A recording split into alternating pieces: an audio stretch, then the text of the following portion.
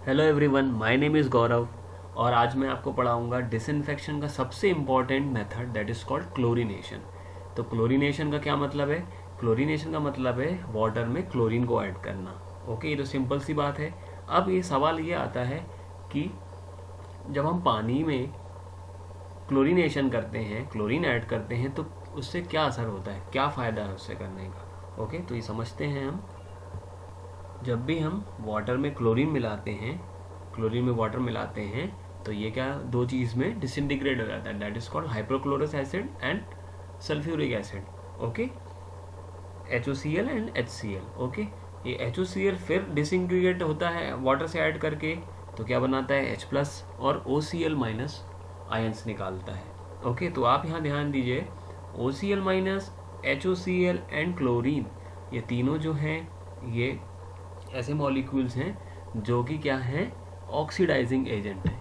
अब मैं आपको ऑक्सीडाइजिंग एजेंट का मतलब बताता हूँ। ऑक्सीडाइजिंग एजेंट वैसे एजेंट्स होते हैं जो कि पानी में होने वाले इम्प्योरिटीज़ के साथ रिएक्ट करके उन्हें ऑक्सीडाइज कर देते हैं, उनको सिंपलर फॉर्म में डिसइंटीग्रेट कर देते हैं। ओके, ये क्यों होते हैं? दीज आर आयंस, और ये क्या है, फ्रीली अवेलेबल आयंस हैं। ओके, जब भी हम वाटर में क्लोरीन मिलाते हैं तो ये क्या होता है, ये तीनों ऑक्सीडाइजिंग एजेंट मिल जाते हैं। ओके, क्लोरीनेशन इसलिए भी सबसे ज़्यादा यूज़ किया जाता है क्योंकि इसमें सिर्फ क्लोरीन के ही कारण, due to addition of chlorine in water, हमको ऑक्सीडाइजिंग एजेंट मिल जाते हैं। ऑक्सीडाइजिंग एजेंट क्या करते हैं, ये बहुत हेल्पफुल होते हैं आपकी इम्प्योरिटीज़ को निकालने के लिए। ओके, सिर्फ क्लोरीन से ही हमें ये चीज़ प्रोवाइड हो जाती है। अब देखिए, पानी में 3 से 4 प्रकार की इम्प्योरिटीज़ होती हैं, जैसे कि नाइट्रोजन, ठीक है, in the form of ammonia. Ammonia होता है वाटर में, जब ये क्लोरीन से रिएक्ट करता है तो दैट विल क्रिएट क्लोरोएमाइंस। क्लोरोमाइंस ये प्रोड्यूस करते हैं। जब क्लोरीन फिनोलिक कंपाउंड से जब रिएक्ट करता है तो ये क्या करता है, फिनोलिक कंपाउंड का आपको पता ही है, it will create taste and odour, ये ओडर को भी निकाल देता है। साथ ही साथ जब क्लोरीन तीसरा यहाँ पे है, ऑर्गेनिक कंपाउंड से जब मिलता है, जब ऑर्गेनिक कंपाउंड से मिलेगा तो that will also cause carcinogenic compounds. Okay, और सबसे लास्ट में ये माइक्रोब्स को भी मार देता है। तो देखिए, इम्प्योरिटीज़ सिर्फ क्लोरीन डालने से क्या होता है, 4 टाइप की इम्प्योरिटीज़ इससे क्या होती है, डिटेक्ट हो जाती हैं और इनको हम रिमूव कर लेते हैं, इनको हम पहचान लेते हैं, इनको रिमूव कर लेते हैं। अब इन चारों इम्प्योरिटीज़ में लगने वाला जितना भी क्लोरीन है वो अमाउंट क्या कहलाएगा, वो कहलाएगा आपका क्लोरीन डिमांड। ओके, क्योंकि क्लोरीन डिमांड क्या है, वो क्लोरीन की मात्रा जो कि नाइट्रोजन, फिनोलिक कंपाउंड्स, ऑर्गेनिक और माइक्रोब्स को किल करने के लिए, रिड्यूस करने के लिए, रिमूव करने के लिए यूज़ किया जाता है। ओके, अब हम आगे बढ़ते हैं कि क्या बोलते हैं। ओके, तो देखिए, अब एक चीज़ यहाँ से आती, ध्यान रखने वाली बात बहुत इंपॉर्टेंट है ये, इस चीज़ से ये कंक्लूज़न निकलता है क्लोरीन डिमांड से कि ऑर्गेनिक, जिस भी वाटर में ऑर्गेनिक मैटर ज़्यादा रहेंगे तो क्या होगा, क्लोरीन की डिमांड भी ज़्यादा लगेगी, क्योंकि ये ऑक्सीडाइज करने में उतना ज़्यादा क्लोरीन यूज़ किया जाएगा। साथ ही साथ माइक्रोब्स को मारेगा, तो जितने ज़्यादा माइक्रोब्स होंगे उतना ही ज़्यादा क्लोरीन खर्च होगा। तो ये दोनों मैटर पे, ये दोनों पे क्लोरीन की डिमांड, क्लोरीन डिमांड डिपेंड करती है। ओके, सो हमको ये चीज़ इससे सीखने मिलती है, ये चीज़ है क्या कि हमको जो वाटर लेके आना है क्लोरीनेशन में, वो it should be free of और less of microbes and organic matter. जितना भी कम ऑर्गेनिक मैटर रहेगा और माइक्रोब्स रहेंगे, हमारी क्लोरीन डिमांड भी उतनी ही कम रहेगी। It is directly proportional to the organic matter and microbes. अब यहाँ पे कुछ नोट करने वाली बात है, जैसे कि मैंने आपको बताया था कि अमोनिया के साथ जब भी क्लोरीन ऐड करता है तो क्लोरोमाइंस बनाते हैं। अभी क्लोरोमाइंस क्या करते हैं, it will produce residual chlorine. ये क्या करते हैं, रेसिडुअल क्लोरीन को बनाते हैं। रेसिडुअल क्लोरीन का मतलब ये है कि जब भी इन सब चीज़ों से रिएक्ट करने के बाद में भी कुछ अमाउंट ऑफ क्लोरीन उसमें रह जाता है। ठीक है, यदि ये क्लोरीन का भी अमाउंट फिक्स्ड है, यदि ये इससे एक परमिसिबल लिमिट से ज़्यादा होगा तो that will cause a taste. कैसा टेस्ट, कड़वा, बिटर टेस्ट होगा। ठीक है, तो हम उसको ना ड्रिंकिंग के लिए यूज़ कर सकते, बिल्कुल यूज़ नहीं कर सकते। साथ ही साथ दूसरा फॉर्म है इसका, जब भी क्लोरीन गैस के फॉर्म में रहेगा है ना और एटमॉस्फेयर में निकलेगा तो it will cause irritation to the lungs. Okay, तो हमको ये चीज़ ध्यान रखना रहती है कि हमको एक निश्चित amount of chlorine he use करना है, प्रॉपर अमाउंट यूज़ करना है। यहाँ पे ये लिखा है so a proper amount of chlorine should be calculated before mixing in water.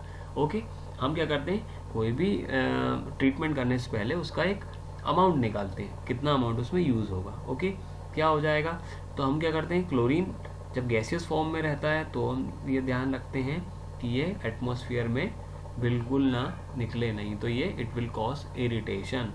Okay, अब क्या है कि कुछ कुछ टर्म्स हैं, कुछ कुछ इनकी वैल्यूज़ हैं जो हमको ध्यान रखना है due at the time of chlorine.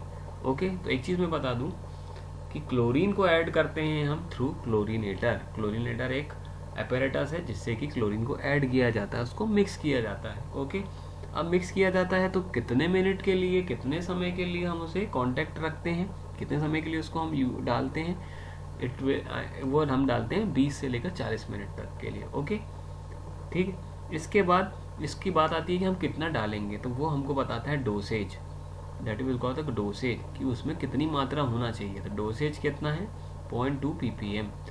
ठीक है, ये निश्चित वैल्यू है, इसी के बराबर हमारा क्लोरीन ऐड होना चाहिए at the point of disposal, at the point of collection, at the point of usage.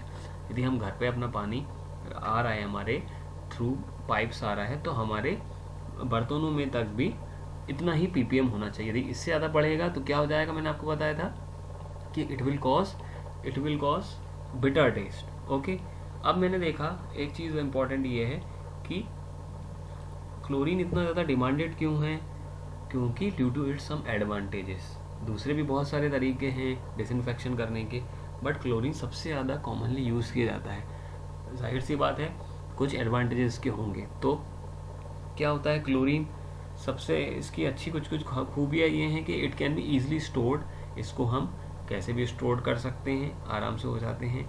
It requires less space, it can be transported easily.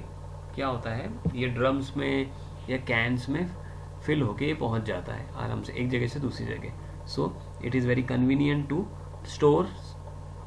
Store and transport. Okay, अब साथ ही साथ जैसे कि क्लोरीन प्लांट जो है, जो भी हम सेटअप कर रहे हैं, वो भी बहुत चीप होता है, इकोनॉमिकल होता है due to chlorine amount. Chlorine जो है, क्लोरीन क्या होता है, बहुत चीप होता है, दैट्स वाई क्लोरीन हम सबसे ज़्यादा यूज़ करते हैं और इससे जो प्लांट बनता है वो भी इकोनॉमिकल होता है। ओके, अब सबसे मेन इम्पॉर्टेंट जो चीज़ इसकी ये है, ये बहुत सेफ भी होता है, क्योंकि मैंने आपको बताया क्लोरोमाइंस जो हैं, जब भी उसमें क्लोरोमाइंस फॉर्म होते हैं, that will cause the residual chlorine. और वो रेसिडुअल क्लोरीन क्या करता है, ये हमारा सुनिश्चित करता है कि ये फिर से कंटामिनेशन ना हो। कुछ रेसिडुअल, कुछ अंश रह जाता है क्लोरीन का पानी के अंदर, जो कि आने वाले बैक्टीरियाज, अब बैक्टीरियाज आगे कहाँ जाके मिलेंगे, उसमें पाइपलाइंस में, आपके स्टोरेज जगह, आपके पानी जहाँ स्टोर कर रहे हैं वहाँ पे मिल सकते हैं। तो एक रिकंटामिनेशन नहीं होता ड्यू टू रेसिडुअल क्लोरीन, वो उसको किल कर देता है। अब साथ ही साथ इन सब पूरा जब ट्रीटमेंट चलता है, जब पूरा प्रोसीजर चलता है, तो इसके एक बहुत अच्छी खास बात है कि ये कोई भी स्लज या वेस्ट मटेरियल नहीं छोड़ता है। तो ये क्या है, ना इसमें कोई बैक वॉशिंग यूज़ होती है, ना ही दूसरी कोई भी ट्रीटमेंट होती है, ना बैक वॉशिंग करेंगे, या हम इसको बार बार हमको निकालना नहीं पड़ता है। तो ये बहुत सारी इसके एडवांटेजेस हैं जो कि क्लोरीनेशन को बताता है।